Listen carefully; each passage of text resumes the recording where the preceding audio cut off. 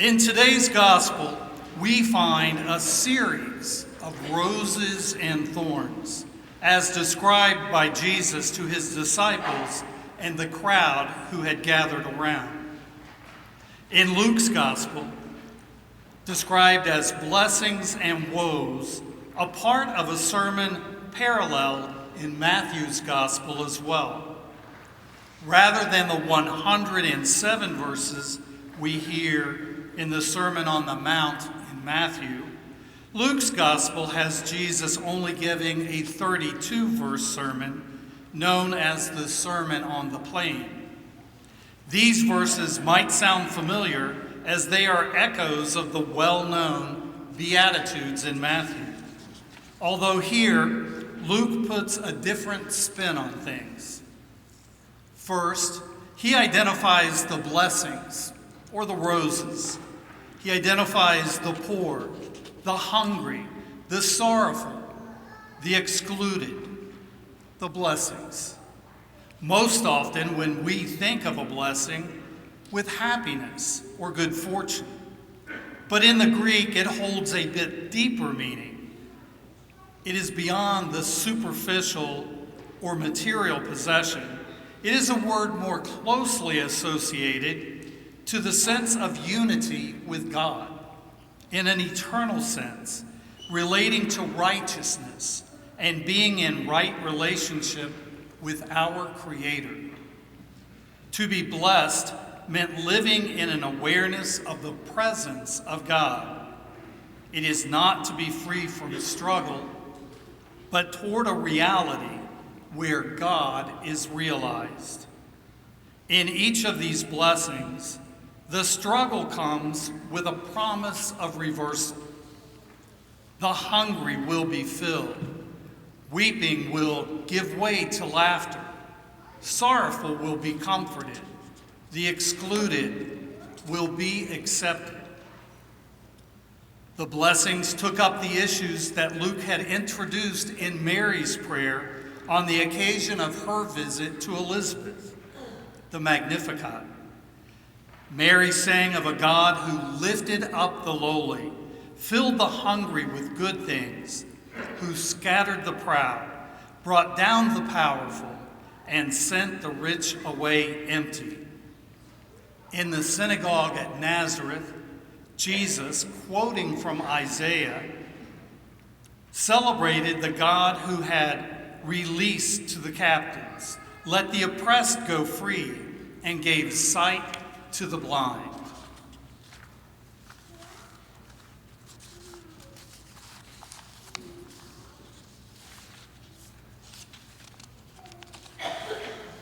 The language used by Jesus, as well as by Mary, could suggest a reversal of fortunes through the intervention of God. Future reversal and its fruits will always be factors of personal conversion. Luke's words are grounded in present reality, and our responses to them should be as well. Luke's location is different than Matthew's. In Matthew, we see Jesus taking his disciples up the mountaintop, looking down on the world around them and giving them the big picture. But in Luke, Jesus is on the plain with them. His words are simple, straightforward, and concrete.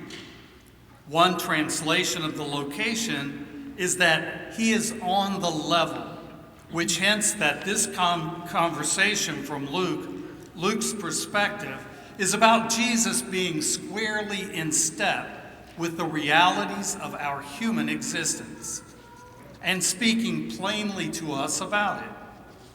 He looks to the disciples and the crowd with these statements, as if to say, what are you doing right now, this minute? People are sick and dying right here, tormented by spirits. Will you get down here and help me? In these verses, Jesus is on the level with us, telling us the truth of our lives as he sees us, and confronting us with our responsibility to be a part of God's kingdom with our response to what we see in the world. God calls us to be a part of that kind of kingdom that Jesus modeled. Immediately prior to these verses, Jesus is surrounded by the crowds seeking healing, which he offers. Throughout Luke's gospel, we find Jesus attending to the very real needs of the poor and suffering. We see Jesus acting with love and compassion in a powerful ministry of presence and calling his disciples to do the same. We can reach out to those who are hungry that they might be filled. We can offer comfort to those who weep by reaching out with friendship and care that gives way to companionship. This would be challenging enough, but the gospel pushes us even farther as Luke pairs these blessings with four corresponding statements of woes. These are the thorns, examples given of things that are soon to be upended. These woes, unique to Luke, are tough ones to hear, especially if we find that they are descriptive of us. Jesus, speaking quite freely and plainly, calls us out of our comfort zone and says that the reign of God here and now is about something more than just our own accomplishments. Luke calls us to step aside from our preconceived notions of being blessed and be willing to embrace the kind of upside-down reversals that Jesus represents. Luke's version of the Beatitudes is meant to startle us out of our complacency and inspire us to action. These pairings, blessings and woes, roses and thorns, challenge us to look at our lives and our world through new eyes. They challenge us to clarify our values and examine what are the things in life that we will take a stand for in relation to faithful living. Packed into these verses are very real instructions for the disciples, including us.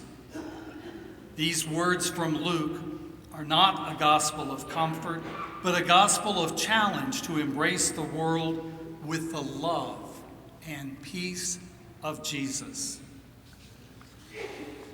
In this Eucharistic revival, year of mission, may our love for Christ, present in the Eucharist, deepen, and we will be drawn to live out his mission, compelling us to serve others with his heart, living out our call to be his hands and feet to our neighbors.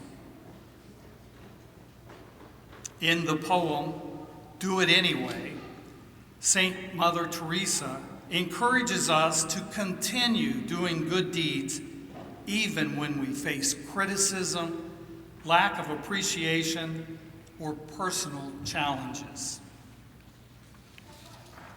We can complain because rose bushes have thorns, or rejoice because thorn bushes have roses. The rose and the thorn, the sorrow and the gladness are linked together.